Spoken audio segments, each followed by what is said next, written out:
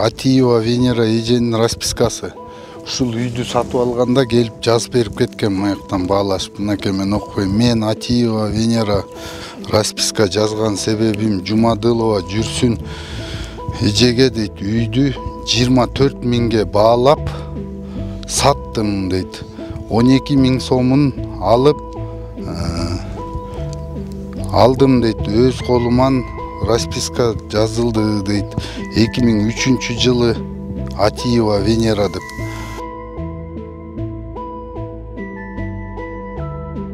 Түп айылынын тургуну Медербек Чадаев ата-энеси сатып алган үйдө дээрлик 20 жылдан бери жашап келет. Ал жашаган үй башка бирөөгө менчиктештирилип кеткенин өткөн жылы сотко чакырылганда гана билген. Арыз ээсинин айтымында бул үйдү анын апасы тилгаттын негизинде сатып алган. Бул үйдү 2003 жылы ата-энем сатып алышкан. 2007 мамам каза болуп калды, 2011 папам каза болуп калды. А 2015 жылы булар кандайдыр бир нөмө менен документ бүтүрүшүптүр бул үйгөчү. Шаршембиева Сүйүмкан деген эже ошентип документ бүтүрүп алыптыр бул үйгө. Бүтүрүп алып, анан ошон менен жүрө берет. 2019 мени сотко чакыртты. Мен үйдү деле, үй жөнүндө деле билген эмесмин. Сотко барсам, ушинтип документ жасатып алганын ошондо билдим. Анан ошондон бери эле соттошуп келип неметип атабыз. Ошол үйдү ошолор документ жасатып алышыптыр да. А бизге саткандар бөлөктөр болуп атат. Бул Шаршембиева Сүйүмкандын инилеринин үйү болчу да, ошолор бизге сатышкан. Бул үйдү деген неме кылганда, алганда монтип расписка жазып берип кеткен. Мен Атиева Венера деп бул үйдү Жумадылова Жүрсүн эжеге 24 миңге баалап саттым деп. Ошо кезде деген келип деген калган 12 миңин алып кеткен, калган акчасын кое тургула. Биз документти алып келебиз, андан кийин силерге оформить этип берип, анан калган акчасын алып кетебиз деп кетишкен. Ошо ойдон жок болуп кетишти. Анан булар эмне болду деп коюп, биз деле жүрө бердик. Мен деле көп эрен төрөнү алган эмесмин, ага деле мындай ызычуу болуп кетерине. Анан ошентип бул Атеевтер өзлөрүн оформить этип, анан биякта Шаршембиева деген эжеси бар, эжесине дарственный кылып берип салышыптыр бул үйдү. Чогулган коңшулары аталган үй кароосуз калып, кийин Медербек Чадаевдин ата-энеси сатып алып көчүп келишкенин, ошол жылдардан бери жашап турганын жакшы билишет. Арадан жылдар өтүп, эми минтип маселе жараткан коңшусунун үй көйгөйү тууралуу кайдыгер эмес. Мен госрегистрде иштегем. Бул үйдү мен билгенден Кофтундун атында болчу. Жалпы каттоодо ошонун атында болгон. Анан кийин алар көчүп келди, доверенность таштады бирөөгө. Билбейм кимге таштаган. Анан кийин эле бул кимдер кычы менен Жүрсүн көчүп келип бул үйгө ремонттотуп, анан бүт баары көп налогун төлөп, баарын төлөп жашады. Анан кийин кутулуп атабыз деди. Үйдөчү кимге кутулуп аткан, ишыл акчасын берип кутулуп аткан.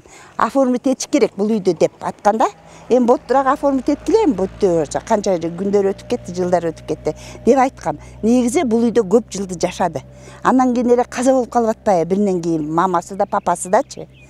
Ошондон кийин эле буларды келип эле кайра тревожить этип атты да. Ортосунда бирөөлөр, же документи жок, же госрегистр только соттун чечимин каттайт да. Ал өзүнүн законун албайт, уже кандай чечим чыгарып берет? Сот ошонун чечимин каттайт. Азыр единственный бир соттошуу керек болот так, жакташ керек да, бул баласы эми талаада калабы. Эне атасы акчасын убагында төлөсө. Анан орто жеринде келип эле бирөө менин үйүмдө беле буларга аскарбит этип, кайра жаман сөздөрдү айтып, ушуну угуп атам кошуна болгондон кийин. Булардын мазасын алып атпайбы? Эне атасы тирүү кезинде кутулду да. Анан мен точно билем кутулуп жүргөнүн. Булар деген менде мурун келишиптир. Мен 2004 жылы көчүп келдим бу жерге. Ошондон бери кошуна турдук. Анан ошондо бул баланын мамасы Жүрсүн айтты, бул үйдү сатып алдык, эшик терезелери жок болчу, биз өзүбүз салдык мунун баарын тең деп ошентти. Анан Жүрсүн да каза болуп калды, папасы да каза болуп калды. Анан ошону менен эле ызылдагы жок эле жүрүшкөн. Анан ошо 2 жыл болуп калды. Ошондон бери эле ызылдап калды. Анан бул эже кошуна эмессиңерби? Ушундай болуп атат деди. Анан мен билгенимди жазып берейин, айтайын деп мен ошенттим. Ошо мен буларды менден мурун киришиптир. ошондон бери тааныйм.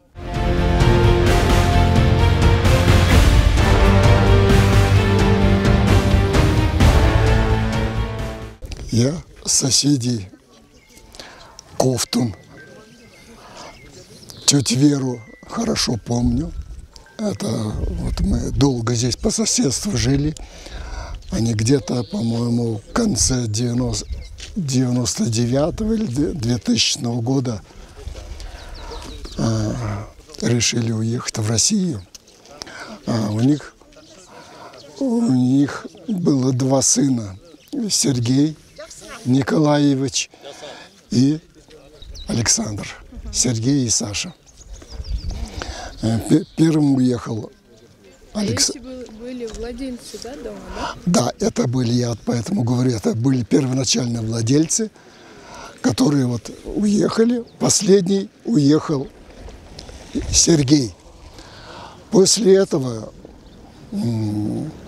объявились какие-то националы, потом мы познакомились. Это был Эрнис. Он, по-моему, не работал. Они пригласили нас на новоселье. Мы здесь гуляли в этом доме. Жена его работала в РОВД следователем. Такая молоденькая женщина. Вот. Я поинтересовался. Эрнис, вы купили дом? Нет, говорит, это купил мой брат. Старший или младший, я не вникал. Через какое-то время эти соседи исчезли. Дом стоял бесхозным. Это был хозяин, это вот что парнишка выступал, это его отец. Мать у них была больная, и, видать, сильно больная. Я ее почти не знал. Да, редко я ее видел, она выходила так на улицу, болела. Вскоре она умирает. Ну вот, когда они вот перешли, они начали восстанавливать. Там окна, двери стали, полы подправлять. Арыз ээсинин айтымында мындан 20 жыл мурун анын апасы келишимдин негизинде үйдү 24 000 сомго баалап, 12 000 сомун тил каттын негизинде берип сатып алган. Арадан ата-энеси каза болуп, эми жашаган үйүндө маселе жаралып жатканын айткан күбөлөр буларга токтолду. Ушул үйдү алып атышканда, мисалы негизи мен бар болчумун да. Ушул үйдү алганда деген бул үйдүн терезеси да жок, эшиктери да жок, полу чирип кеткен үй болчу негизичи. Бесхозный болуп калганда бул үйчү эч ким каралбай калган үй болчу. Анан ушул Жүрсүнжан менен кычып алып ушул үйдү. Анан ошол жака биз жардамдашып моякта отурганда, жардамдашып жүргөнбүз да, эртең менен саат 9 чамаларында ушул эже келди да. Эже келип, ушу анан эже айтып калды Жүрсүнжан. Үйдүн ээси ушул. Мына акчасына келиптир деп ошол жакта чай ичип отурганда, ошол акчасын санап берген да. Кайсы жылы болду? Ошондо 2003-жылы. Ушу жаз айы болчу да, ошондо күн жылып калган мал болчу. Ошондо ошо акчасын санап берген, мен точно көргөм. Жана бир тетрадьтан алып чыгып, ошол жактан санап берген да 12 000-ди. Ошо эжеге санап берген. Аны эже өзү эметкен, калганын үйдү оформить документ бүтүргөндө келип алабыз деп. Анан ошол ойдон эле ушул үйдү ремонттоп өзлөрү жасап, бул үйдүн терезеси да жок, анан полдору да жок болчу ушул үйдүн. Бесхозный болуп калган. Анан ошондон бери эле ошол эжени таанычыбыз, ошол эже келип акчасын алып кеткен, мен точно көргөнбүз. Ошол жакта да 5-6 киши бар болчу. Өзлөрү, анан дагы биякта балдар бар болчу. Анан ошондон кийин Каражатын алган эженин аты, фамилиясы? Атын эле билем, Венера эже деп атканда, Венера деп. Анан фамилиясын билбейт экен, Венера.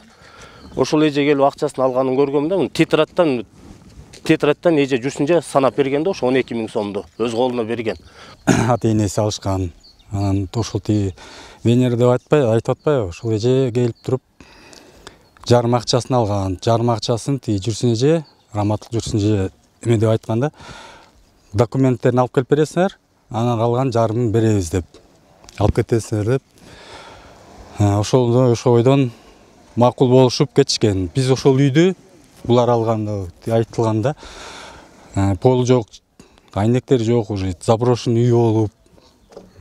Анан ошол үйдө биз жасашып, жардам берип жасашып, оңдоп ошол үйдө. Анан жүрүшүнө же ата энеси каза болуп, ошол ойдон калган. Ошол кезде үйдү саткан тараптын пикирин угуу үчүн Ак Суу районунун Отрадная айылына барууга туура келди. Тилкатта 24 миңге бааланган үйдүн 12 миң сомун алдым деп жазган Венера Атаева тасмага тартууга каршы болду. Ал өз сөзүндө ал кезде үй кайнисине таандык экенин, ошол тапта үйдү сатуу жана сатып алуу келишими боюнча эстей албай, кайненесинин айтуусу боюнча үйдүн жарым каражатын алып, ошол маалда жазылган тилкат экенин айтат. Мен биякта деген просто деген мындай как посредник сыяктуу эле орто жерде илинген кишимин да. Это если менин үйүм болсо, мен анда деген тош айтып берет элем. Биякта да мен үйүм тиешеси да жок, мен акча берген да эмесмин, сүйлөшкөн да эмесмин, сизди киргизген да эмесмин, туурабы? Жүрсүнеже по диктовке менден акча алаткандан кийин айтты да Жүрсүнеже 24кө кайның сатып кеткен. 12 миңди азыр берип атабыз. Мына могу жерде отурат ошо күбө бала. Азыр талашка түшкөн үй анын кайнежесинин наамында экенин белгилеп, эки тарап орток пикирге келип чечип алуучу маселе дейт. Анын айтымында үйгө ал кезде ээлик болбогондуктан, анан да сатып алган тарап сатып алуу келишимин толук бүтүрүп, үйдүн документтерин албагандыгы, ортодогу убакыттын өткөнү маселе жаратканын айтып жатты. Мындай болот да, бул деген үйдү менин кайным азыр кайным эжеме көз иштеп сатып алат, кайныме сатып берет да. Но ошол убакта деген сүйүн эжеге аялы, кайнымдын аялы экөө эме болуп аткандан кийин, ажырашып аткандан кийин, они попросили мен күйөөмө деген сен эмеңе наамыңа жазып туралы, потому что деген аялы деген эртең бүгүн кетип калса, ал үйдү деп папалам болуп калат. Анын кажети да жок, аякта акча берилген эмес деп. Мы на это согласились.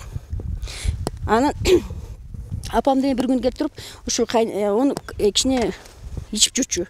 Анан акчаны алып келчи деп сурады. Я пошла, молодая, барып туруп, эжеде деген как раз ушунда тишин жасатабыз деп эметкен да, астыңкы тиши жок болуп, анан имеемди кошоюн, салым, анан акча сурап кел, тишин салдырып келейин деп. Я даже деген эмнеге сатылды, я это фактын не имела. Негизи сатылып атканда ошол кезде. Билбейм аны.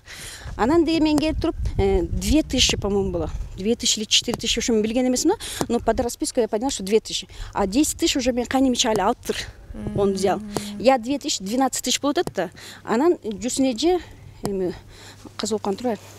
Ал айтты, мына 12 миң алатасыңар, 24 миң кайның сатып кеткен, 12 миң аласың, ошо расписканы жазып бер деди. Я взяла и написала, потому что алган нерсе мен алган жокмун дебейин да. Бул Кофтундан Атиев Каныбек, Ак Суу районунун Бозучук айылынын жашоочусу Атиев Каныбек сатып алат. Бирок убагында өзүнө оформить эткен эмес. Ошо оформить этпей туруп, Медербектин ата энесине сатат үйдү, өзүнө оформить этпей туруп.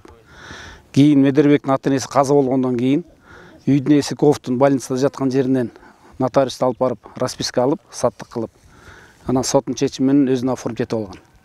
Өзүнө оформить этип, анан эжесине дарственный кылып туруп, дарить этип койгон. Түп айылын жашоочу Шаршембиева Сүйүмканга.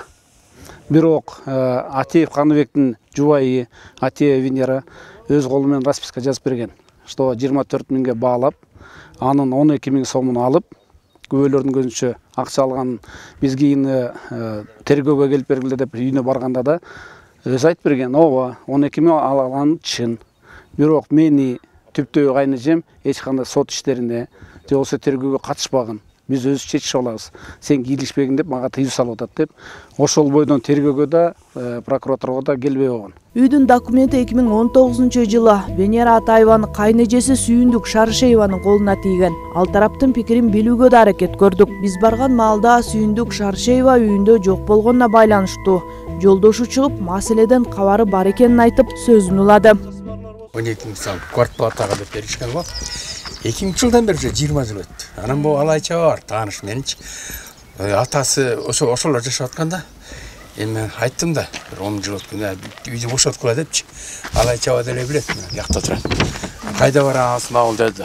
Мен кайда барып жашайм. Мен мейличи дебем, ак көңүлүндө мейл жашай берсин депчи. Аял каза болуп калды. Анан өзү жүрдү. Баласы түрмөгө жатып калды. Анан бир жолдошум барды. Сураган го, жолдош точно. Калган акчаны бергиле, үйдүн квартплатаны бердиңер мейли, 20 жыл жашаш. Биз светти колдонуп дейт, свет өзүлөрү колдонот да, туурабы? Биз эме огород налогун төлөйт, алар жеп атты налог. Бүт бактарды рейп салып, эчтеке жасашкан жок. Анан кой эми кишиге боор анан жашай берсин дегенбиз да. Анан 20 жылдын квартплатасы 12 миң деле татып айтты. Кичине ойлош керек да аркы беркиничи. Анан жөн эле үйдү деген 12 миңге ким берет? Биз акылыбыз жашасын деп мейли деп берсек квартирага. Анан кайненемге алдырыптыр да, кайненемчи. Ну биз тиги инеме алып берип атабыз да. Акча керек болот атты. Анан 12 миң беришет алар. Мындай продажа, купля-продажа эчтеке жок. Ничего нет на словах. Анан аны алгандай кийин уже эмете баштап мен биз бардык да, бошоткон болду уже. Тиги киши да каза болуп калды. Эне биринчи аял каза болду. Анан кайда барамсыз маке дегенде мейличим. Мен кантип кишини угала берсиң. Кайнем алган ал деле туура ойлоду. Эми жолдошум иштеп жүрүп, Алматыда иштеп жүрүп алып берди да. Жашай турган жери жок кой. Үй түптөн алып берди. Алган айылда жашап билбейм точно. Мен кийлишпейм кайынжуртка.